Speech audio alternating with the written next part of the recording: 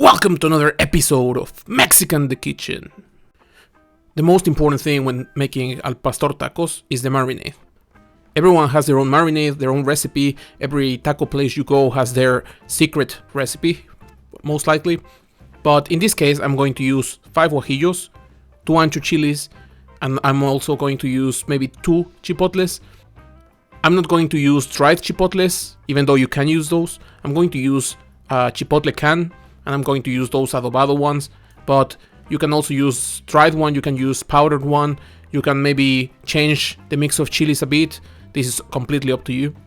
For my dried chilies, the only thing I'm going to do is clean them. I'm just going to cut the stem. I'm going to open them and try to remove the seeds. After that, we can continue. I have my pot on a 3 out of 6, so medium fire. The water is quite warm already, but not boiling. And I'm just going to throw my chilies in there, keep them on the fire for a while, just until they soften. Al pastor tacos have some pineapple on top, and also you always have some pineapple on top of the spit. So I want to have that on the grill, that's why I'm using a natural one. I'll just cut it. But of course, if you don't want to do this, you can also use a canned one. I'm going to cut my pineapple, hoping it's nice, because you know in Finland tropical fruits are not always the best. This one has some brown spots, it doesn't really matter, I'll just cut off anything that doesn't look good enough. For the marinade, I'm just going to cut a piece of the pineapple off, and I'll cut that into cubes. Those cubes must be about 1 cup. The rest I'll leave uncut, because I will take that to my grill later. Al pastor tacos are very often made with boneless pork shoulder. In this case, I'm going to use pork loin. It has a bit less fat, so it's not as strong flavored, but it's quite tender still, so I'm going to try with it. I have 1.2 kilograms, and I'm just going to slice it very thin. You could use this marinade for cooking big chunks of meat in the oven maybe, or even in the grill, but I want to have a bit of the feeling of the taquero slicing the spit quite thin.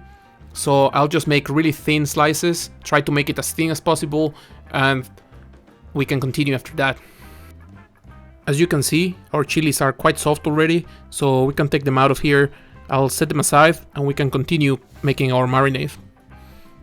For making the marinade, we need to blend all the ingredients, and I'm going to start with my 5 guajillos, my 2 ancho chilies. I'm going to use half a cup of orange juice, half a cup of pineapple juice. If you just want to buy one, then choose one of those and use the whole cup. I'm using between 6 and 8 garlic cloves, 1 small onion cut in half or half a large onion, 3 or 4 pieces of clove, 1 tablespoon of oregano, half a spoon of thyme. I'm also adding 2 to 3 canned chipotles. As I said, if you're using powdered chipotle, you can add 2 spoons now, or you could also have 2 dried chipotles and add them with the chilies at the beginning. At the end, we can add the 1 cup of pineapple. Of course, if you are using the canned one, you can add the canned one here. You can also use the liquid that comes from the canned one, if you don't mind it being a bit sweet. I started blending everything already, but I remembered I skipped the salt. So I'm going to open my blender again. I'm going to add some salt, and I'm going to continue to blend everything. I want the mix to be blend quite nicely. The chilies might take a while, so I'll give it some time. I try to make the mix as smooth as possible. As you can see, the color is beautiful, it smells amazing, and we can now continue and prepare our meat. For preparing the meat, we need a large container. In my case, I don't have a large container that I can close safely, so I'm going to use 2. I'm going to split everything, starting with a layer of my marinade, a layer of the meat, a layer of the marinade, a layer of the meat, and so on until my container is full. Once we're ready, we want to leave these in the fridge overnight. You don't want to overdo that, because you will notice the pineapple softens the meat, and if you overdo it, it might become a bit too soft. It will get a bit of a weird texture. You can also do this early in the morning and just grill it on the evening. I prepared the meat yesterday, and today we woke up to this beautiful Finnish spring. So now we can start grilling our meat.